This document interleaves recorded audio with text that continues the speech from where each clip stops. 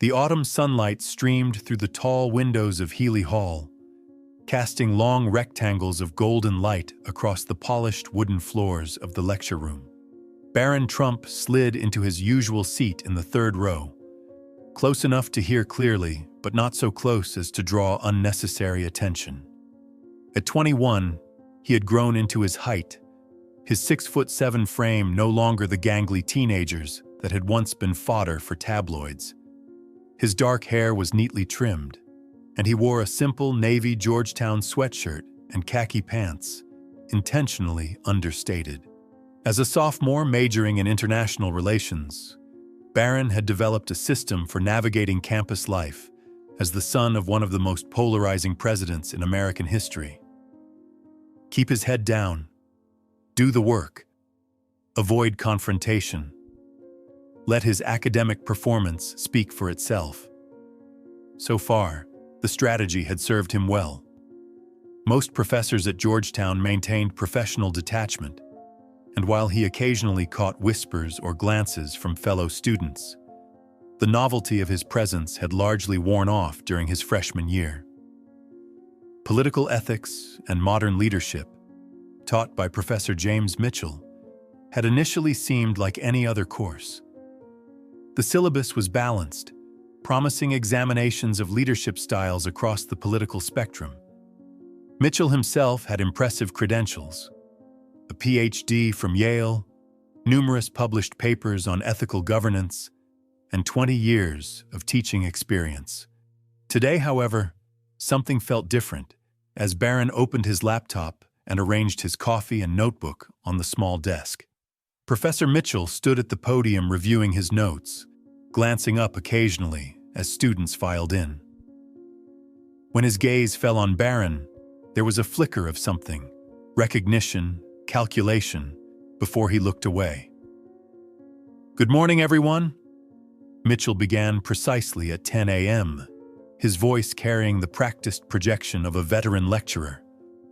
Tall and lean with graying temples and wire-rimmed glasses, he cultivated an image of academic authority. Today we're examining ethical failures in executive leadership and their impacts on democratic institutions. Barron's fingers paused over his keyboard.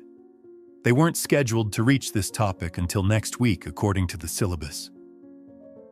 "Let's begin with what might seem like an obvious case study," Mitchell continued, clicking to his first slide. A familiar image appeared on the screen: Barron's father at a press conference, finger raised emphatically. The timestamp showed January 6, 2021. A subtle rustle moved through the lecture hall. Several students turned slightly, peripheral glances seeking Barron's reaction. He kept his expression neutral, fingers resuming their typing. "When leaders prioritize personal interest over constitutional duty," Mitchell began, "we witness not just ethical lapses but fundamental threats to the system itself." What followed was a 20-minute dissection of the Trump administration that went well beyond academic analysis. Mitchell's tone grew increasingly pointed as he described narcissistic leadership patterns, pathological dishonesty, and familial corruption. While never mentioning Barron directly, the professor made several references to entitled children benefiting from their father's position. Emma Chen, who sat beside Barron in most classes and had become something of a friend, shot him a concerned look. Barron gave her a small smile, an imperceptible shake of his head, as if to say, "It's fine. I'm used to this." But Professor Mitchell was just warming up. He moved chronologically through what he termed escalating ethical violations, his criticism growing more personal and less substantiated with each slide. And then, of course, we have the infamous speech where he called white supremacists a very fine people. Mitchell said, with visible disdain. Barron's typing paused again. He knew that quote was taken out of context. His father had explicitly condemned neo-Nazis in the same speech. He'd seen the full transcript countless times. This wasn't just criticism, it was misinformation being presented as academic fact. He considered raising his hand to correct the record, but decided against it. The semester had just begun. Making himself a target now would only make the next 3 months more difficult. Across the room, a student named Tyler, known for his conservative views, raised his hand. "Yes, Mr. Harrington," Mitchell acknowledged. "Professor, I think that quotation is missing important context. If you look at the full transcript—" "I'm quite familiar with the transcript, thank you," Mitchell cut him off. "And I'm sure you're about to offer the both sides defense that's been thoroughly debunked." His tone made it clear the discussion was closed. Tyler reddened slightly, but said nothing more. The lecture continued, with Mitchell moving on to what he called the nepotism epidemic in the Trump administration. When family members with no qualifications are given positions of national importance, it reveals a fundamental misunderstanding of public service, he said, directing his gaze now more openly toward Barron's side of the room. Barron maintained his composure, though he felt a tightness forming in his chest. He'd heard worse, much worse, about his family. Online, in the media, even occasionally shouted at him on the street. But this was different. This was in a classroom, a place meant for objective learning and fair discourse. Mitchell wasn't just expressing an opinion. He was using his authority to present one-sided interpretations as unquestionable fact. As the professor finally wrapped up his lecture, he looked directly at Barron for the first time. "On Thursday, we'll discuss how ethical failures at the top permeate entire administrations. Readings are posted online. I expect evidence-based discussions, not emotional defenses of the indefensible." The implied challenge hung in the air as students began packing up. Several glanced at Barron with expressions ranging from curiosity to sympathy to satisfaction. Emma leaned over. "That was completely inappropriate," she whispered.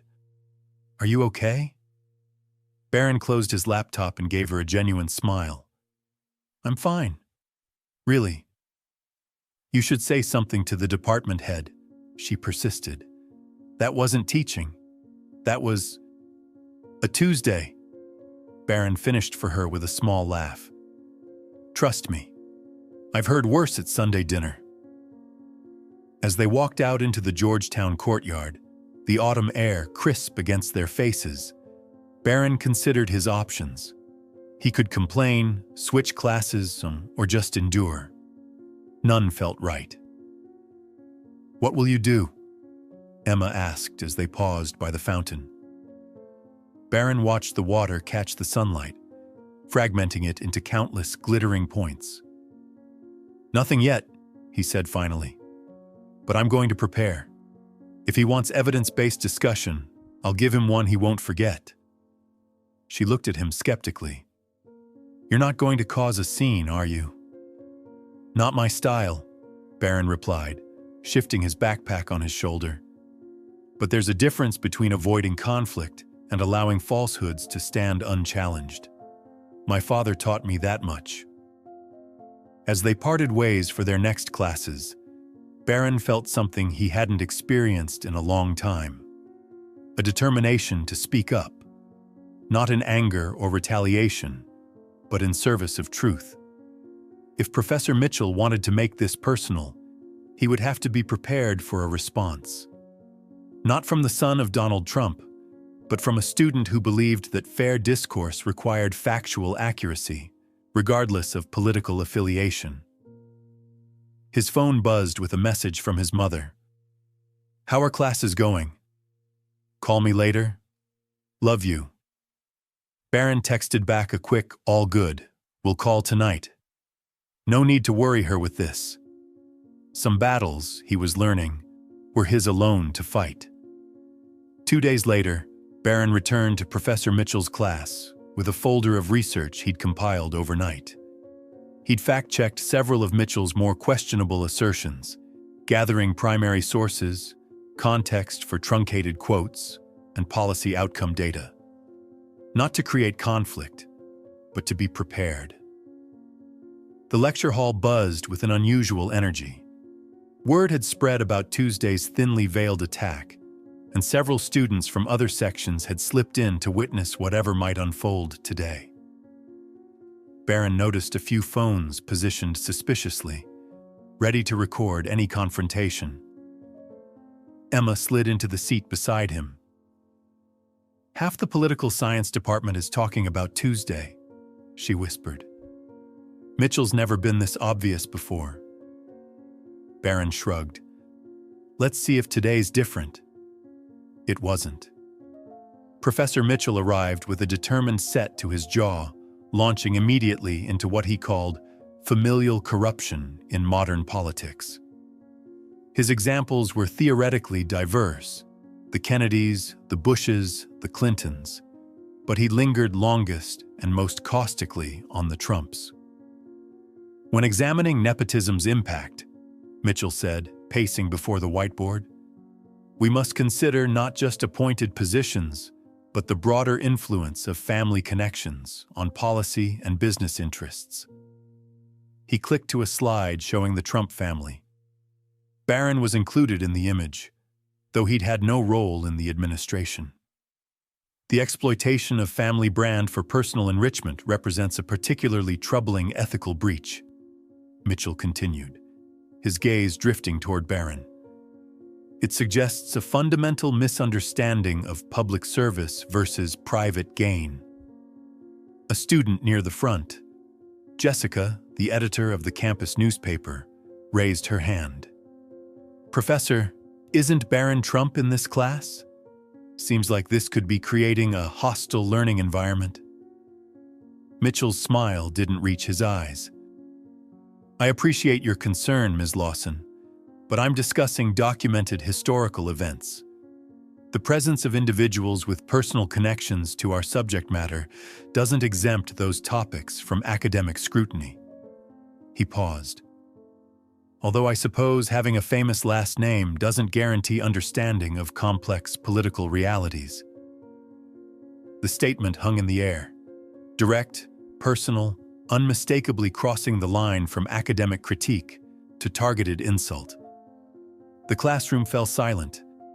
Every eye turned to Barron, who sat perfectly still, his expression unreadable. Slowly, deliberately, he closed his notebook. Emma whispered, "You don't have to respond to that." "Actually," Barron said quietly, "I think I do." He raised his hand, maintaining direct eye contact with Professor Mitchell, who seemed momentarily taken aback by the calm confidence in his student's demeanor. After a pause that stretched uncomfortably long, Mitchell nodded.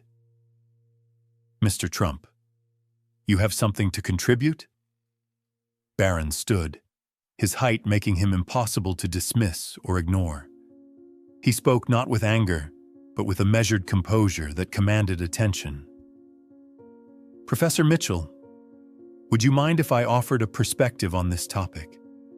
I believe I might have some relevant insights to contribute to our discussion on ethical leadership and family influence."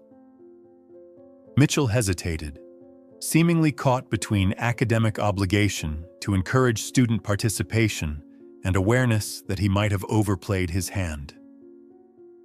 "By all means," he finally said, gesturing toward Barron. "The floor is yours." As Barron gathered his thoughts, the entire class leaned forward in anticipation. Several phones were now openly recording.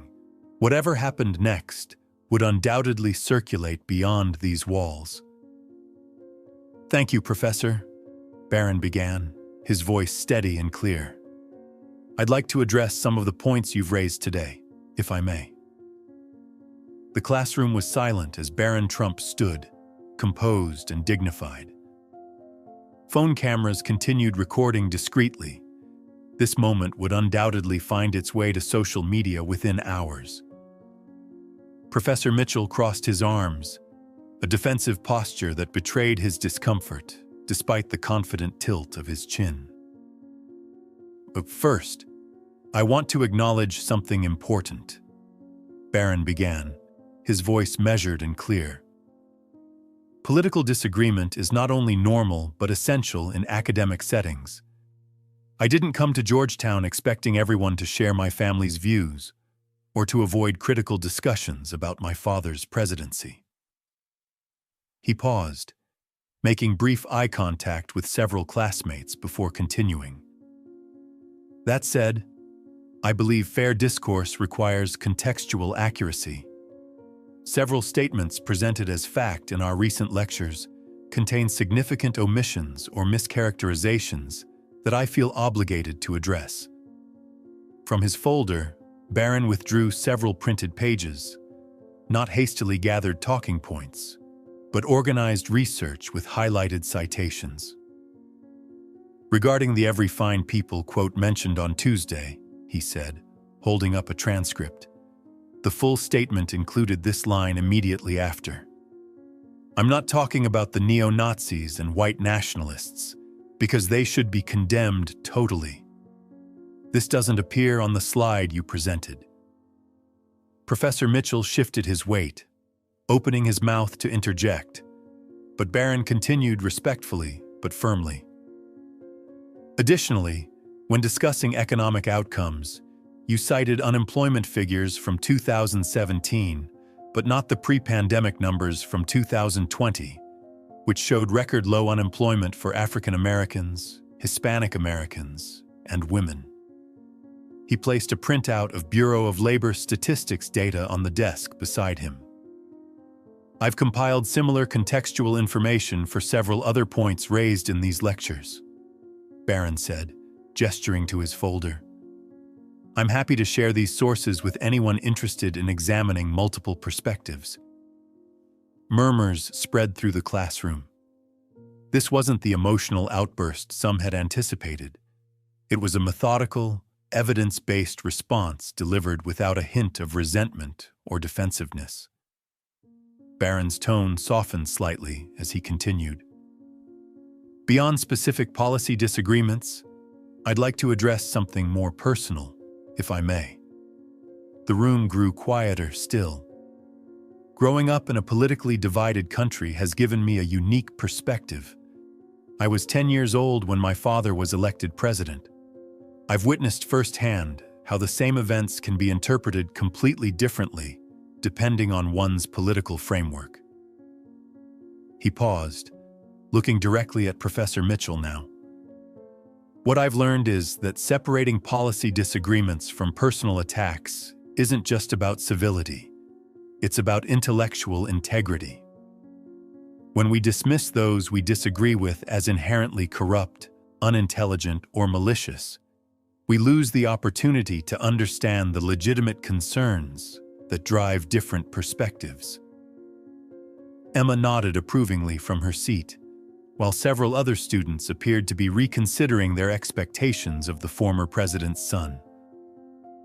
I respect your academic credentials, Professor Mitchell, Barron continued, and your right to critique any administration's policies.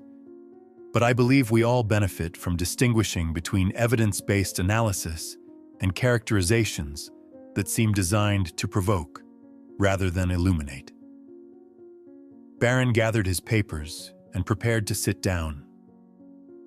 My father has always told me that education isn't about memorizing what teachers tell you to think. It's about learning how to think critically for yourself. That's why I'm here at Georgetown, not to be shielded from criticism of my family, but to engage with diverse perspectives in an environment of mutual respect and intellectual honesty. He sat down, placing his folder neatly on his desk and folding his hands atop it. The silence that followed was profound. Professor Mitchell stood frozen at the front of the room, visibly processing what had just occurred. He had clearly expected either an emotional outburst he could dismiss or silent endurance he could interpret as concession. Instead, He'd received a masterclass in composed, substantive rebuttal from a young man many in the room had underestimated. After what felt like minutes, but was likely only seconds, Mitchell cleared his throat. "Thank you, Mr. Trump, for those perspectives," he managed, his usual eloquence momentarily abandoning him. "I appreciate your contribution to our discussion." He turned awkwardly back to his presentation, but the dynamic in the room had irrevocably shifted. Several students were openly looking at Barron with newfound respect. Others appeared uncomfortable with their previous assumptions. Tyler, the conservative student who had been shut down in the previous class, gave Barron a subtle thumbs up. As Mitchell attempted to resume his lecture, his earlier confidence had evaporated. His points seemed less assured, his examples more carefully phrased. When the class finally ended, students lingered, many approaching Barron to introduce themselves or ask to see his research. "That was incredible," Emma said as they packed up. "You didn't just defend yourself, you gave everyone a lesson in how to disagree properly." Barron shrugged, a small smile playing at his lips. "I had good teachers." As they headed for the door, Professor Mitchell called out, "Mr. Trump, a moment please." Emma shot Barron a concerned look, but he nodded reassuringly. "I'll catch up with you." He approached the professor's desk, where Mitchell was organizing his papers with unusual meticulousness, avoiding eye contact. "Yes, Professor?" Barron asked, his tone respectful despite everything that had transpired. Mitchell finally looked up, his expression complicated, a mixture of embarrassment, defensiveness, and reluctant admiration. "That was well presented," he said stiffly, "though I maintain that my critique of the administration is academically sound." Barron nodded. "I wouldn't expect you to change your political views, Professor. I just hoped we might find a way to discuss them that focuses on policies rather than personalities." Mitchell studied him for a long moment. "You're not what I expected," he admitted finally. "I know," Barron replied simply. "Most people aren't, when you take the time to see beyond the assumptions." As he turned to leave, Mitchell spoke again. "Your sources, the ones you mentioned, would you be willing to share them with me?" Barron paused, then reached into his folder and extracted a neatly organized set of papers. "I made a copy," he said, placing them on the desk. "Just in case." Mitchell accepted them with a nod that, while not quite apologetic, acknowledged something important had shifted between them. Walking across the campus green afterward, Barron felt lighter than he had in days. His phone buzzed with messages. Apparently, several videos of the exchange were already circulating. One text from his father simply read, "Proud of you, son. Very proud." Barron smiled to himself. He hadn't sought revenge or humiliation. He hadn't allowed anger to dictate his response. Instead, he'd chosen a different path, one that honored the best of what his parents had taught him about dignity, preparation, and standing firm in the face of adversity. As students he'd never met nodded respectfully or smiled in recognition. As he passed, Barron realized he'd done something more significant than just defending his family. He'd demonstrated that even in the most polarized times, it was possible to respond to disrespect with grace, to misinformation with facts, and to division with an invitation to genuine dialogue. It wasn't about winning an argument. It was about elevating the conversation. By the following morning, clips of Barron's response had gone viral. His name trended on social media, with comments ranging from surprised admiration to predictable partisan reactions. Several news outlets had picked up the story, framing it variously as Trump's son stands up to liberal professor, or classroom confrontation highlights campus political tensions. Barron had turned his phone to silent, focusing instead on his international economics paper due next week. He had no interest in becoming a political symbol or media sensation. What had happened in that classroom had been personal. A moment of standing his ground with dignity, not a calculated political statement. When he finally did check his messages, there was one from Professor Mitchell sent late the previous night. "Mr. Trump, I've reviewed your sources. I'd appreciate discussing them further if you're willing. Office hours Thursday 2 to 4. Emma spotted Barron in the library that afternoon. "You're famous again," she said, sliding into the chair across from him. "Half the campus is talking about what happened." "And the other half?" Barron asked, looking up from his laptop. "They're waiting for the next big scandal," she replied with a smile. "This is Georgetown, after all." Several students approached their table throughout the day, some to express support, others simply curious about the young man behind the viral moment. Barron greeted each with the same calm courtesy he'd shown in class. Thursday arrived, and after some consideration, Barron decided to attend Mitchell's office hours. He found the professor alone, surrounded by books and research papers, looking more like the serious academic his credentials suggested than the political provocateur he'd been in class. "Thank you for coming," Mitchell said, gesturing to a chair. "I wasn't sure you would." "I said I believe in dialogue," Barron replied. "I meant it." What followed was a surprisingly candid conversation. Mitchell acknowledged that some of his characterizations had been unnecessarily inflammatory, though he maintained his fundamental disagreements with the Trump administration's policies. "I allowed my personal views to affect my teaching approach," he admitted reluctantly. "That's not the standard I usually hold myself to." Barron nodded, accepting the closest thing to an apology he was likely to receive. "We all have blind spots when it comes to politics," he offered. "Even me." As their conversation wound down, Mitchell mentioned an upcoming campus event on civil discourse in polarized times. The original speaker canceled. "Given recent events, I wonder if you might be interested in participating instead. Perhaps alongside me." Barron considered the unexpected invitation. A panel discussion rather than a debate. "Exactly," Mitchell agreed, modeling how people with fundamental disagreements can still engage constructively. 2 weeks later, the campus center was filled beyond capacity as students and faculty gathered for Beyond the Echo Chamber, Finding Common Ground in Divided Times. Seated side by side at the panelists' table were Professor James Mitchell and Barron Trump, joined by 2 other speakers representing different points on the political spectrum. Dean Harriet Washington opened the event with a pointed observation. "What began as a regrettable classroom confrontation has evolved into something quite remarkable, an opportunity for our community to examine how we engage across our differences."